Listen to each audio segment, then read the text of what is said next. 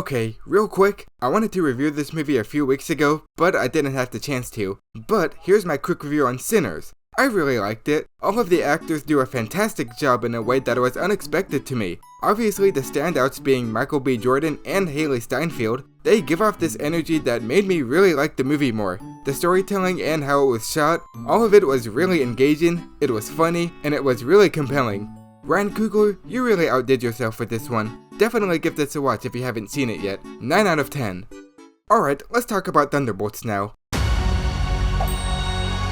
Before going in, I didn't really have a lot of expectations for this one, nor was I particularly excited about it, but since I am still somewhat keeping up with the MCU, I could give less of a shit about the shows that they've been putting out as of late, but I figured this one would at least be something worth watching. Since the trailers do look promising, I was a bit optimistic about it. Also, since the last MCU movie didn't really leave much of an impression on me, but now that I've seen this movie now, it was definitely more than what I was expecting. I really enjoyed a lot of stuff this movie had to offer. I also want to point out that in the trailers and the poster they used this font that you see in certain YouTubers that use this particular font. That just stood out to me and I just thought it was funny. For starters, I really like Florence Pugh in this movie more than I expected. I feel like this movie really delves deeper into her character and her emotional depth than how she was portrayed in recent projects that she's been in. Like, I don't really remember what she does outside of her existence in Black Widow and the Hawkeye show, and as a result, I didn't really care for her that much. But this movie manages to make me care a lot for what she has to go through in this movie, and I really liked the performance that Florence Pugh gave to the character. I was a little worried that she was going to take most of the spotlight and that the other characters are just going to be simple supporting characters, but I was wrong. Most of the side characters were really fun to watch as well, and they even all have their moments to shine as well. Well, except for one, and if you've seen the movie, you probably know what I'm talking about. And I wasn't really bored watching them, and the dynamic that the team had was just a lot more fun than I expected. John Walker was a character in that Falcons show that I didn't really care for that much, but I really enjoyed him a lot more in this movie than in the show. This movie manages to make me care for this team and their dynamic that I really want to see more in them in later movies.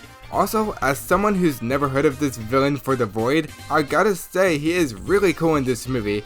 And I think the actor Lewis Pullman has a lot of standouts that I really enjoyed watching. I definitely got a lot out of him, and I can't wait to see him again in Doomsday. Like, this is the most invested I got in a villain since probably the villain in Guardians 3, and it makes me really happy that I can finally get a feel for this character, because the recent villains that the MCU had barely had anything for me to get invested in. Yes, even the villain in Deadpool and Wolverine. Like, I can't stand her for some reason. But I'm really glad that this villain worked for me. I also like to add that this movie feels separate from the other MCU movies to me, and that this movie gets to tell its own standalone story. For one, this movie gets to explore this mental health theme that's implemented in the movie, and I think it does a good enough job and is relatable in a way that hits hard to me. I see some people say that the ending left them disappointed, but I disagree. I thought the third act of this movie was really compelling and emotionally satisfying, and I really like how they did it. I feel like we should know by this point that not every MCU movie needs to have just action to keep the audience engaged, but also needs to have a story that makes you feel for the characters and also has some good action sequences as well, unlike a recent MCU movie. Though there were some things that were kinda holding this movie back for me from loving it.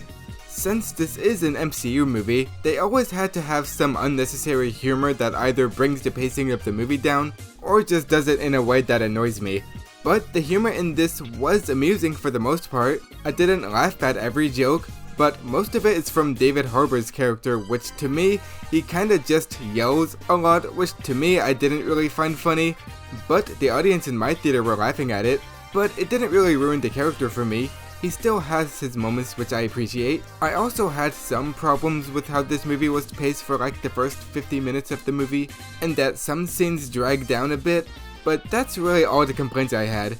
This movie was just a lot of fun, with really good action, good character exploration, and I was just overall surprised by how much I enjoyed this. And by the end, I really can't wait to see what this movie is going to be set up for. Like, no spoilers, but the post-credit scenes really had me excited again for what they have in store for what the next big thing for this franchise is going to be. So to me, I guess it's safe to say that the MCU is finally finding their footing, for now. So yeah, I'm giving Thunderbolts an 8 out of 10. I think this movie is definitely worth your time. unless you haven't given up on the MCU already.